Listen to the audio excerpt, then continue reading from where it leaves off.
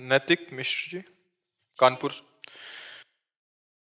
राधे राधे महाराज जी। महाराज जी, आपकी कृपा से मैं अध्यात्म मार्ग पर चलने का प्रयासरत हूँ।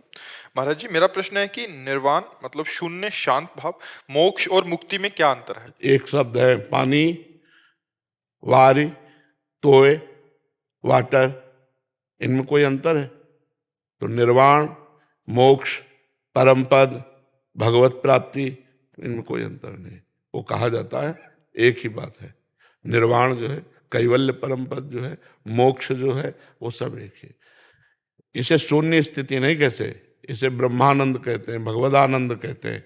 शून्य का भाव नहीं है, परमात्मा भाव है। शून्य है क्या? परमात्मा है। शून्य क्या है? शून्य क्या है? समस्त जगत ब्रह्म स्वरूप है, परमात्मा स्वरूप है, सत्ता है परमात्मा की। शून्य की कोई सत्ता है क्या? फिर इसका कैसे, तुमको कैसे, कहां से सुनने को मिला?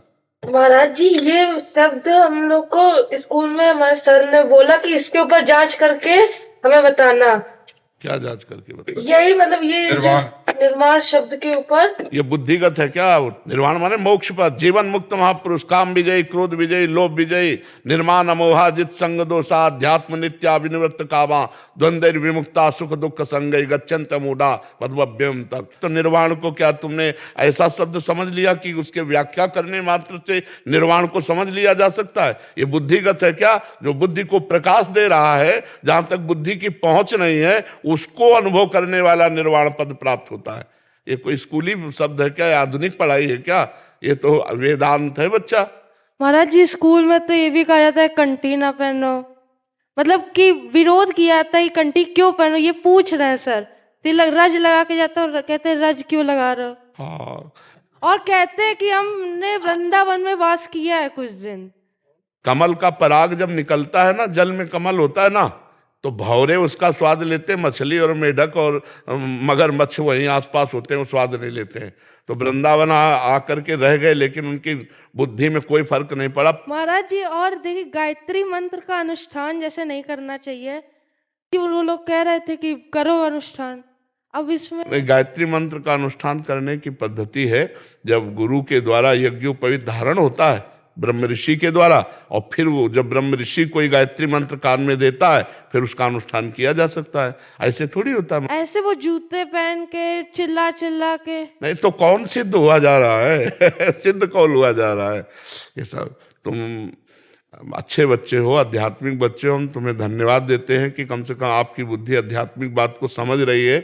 ये आज का जो आधुनिक टीचर है, वो अध्यात्म को जो नहीं जानता है, वो तो ऐसे भी उपदेश करते हैं, हस्तमैथुन वीर्यपात करने वाला स्वस्थ रह सकता है। ये छोटे छोटे बच्चे कच्ची उम्र के, अरे कम से कम 20-25 का हो गया, गृहस्थ में गया, फिर वो बात अलग है। ये छोटी छोटी नई फसलें हैं, इनको गंदी आदतें सिखाए। तो आजकल स्कूल में शायद पढ़ाया भी जाता है जी, वो बुक में एक चैप्टर है। हाँ, चैप्टर ब्रह्मचर्य का चैप्टर तो नहीं होगा तुम्हारी बुक? नहीं, हाँ, ये जरूर पढ़ाया जाएगा, ये जरूर पढ़ाया जाएगा। और आप अच्छे बनो, आप ब्रह्मचर्य से रहना, गंदे बच्चों का संग मत करना। आप देखना आप क्या बन जाओगे। पौधे को संभाल के चले, वृक्ष बन जाए तो हजारों की छाया बन जाता है। अगर आप अच्छे बच्चे बन गए तो हजारों को सुधारने वाले बन जाओगे, पैंट शर्ट में महात्मा बन जाओगे। महात्मा स्थिति होती है तो बहुत अच्छा है, लेकिन किसी की निंदा मत करना। और अब जैसे स्कूल में कह दे कंठी ना पहनो, तो अगर सरकारी विरोध हो तो बात हम नहीं समझते, तो कंठी उस समय भाई जी पहनने को नहीं, पूछेंगे क्यों पहन रहे हो, रज क्यों लगा रहे हो, क्या होता है इससे? अच्छा, रज इसलिए लगाई जाती है, ये भगवत चरणारविंद, गुरु चरणारविंद, महापुरुषों की चरण रज है, वृंदावन की रज। जब उसको लगाते हैं तो हमारी बुद्धि शुद्ध होती है।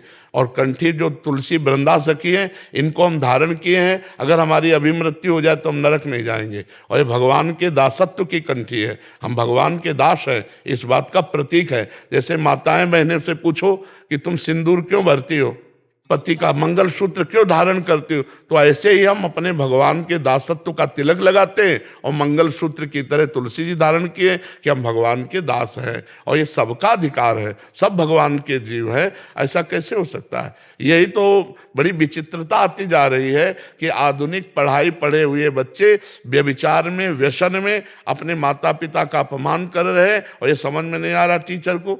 बिना अध्यात्म की शिक्षा के विनय नहीं आता, बिना अध्यात्म की शिक्षा के जितेंद्रियता नहीं आती, बिना अध्यात्म की शिक्षा के बुद्धि प्रवीण नहीं होती। बुद्धि में तो बहुत चतुरता है, लेकिन देखो दोष बढ़ रहे हैं ना हमारे बच्चों में।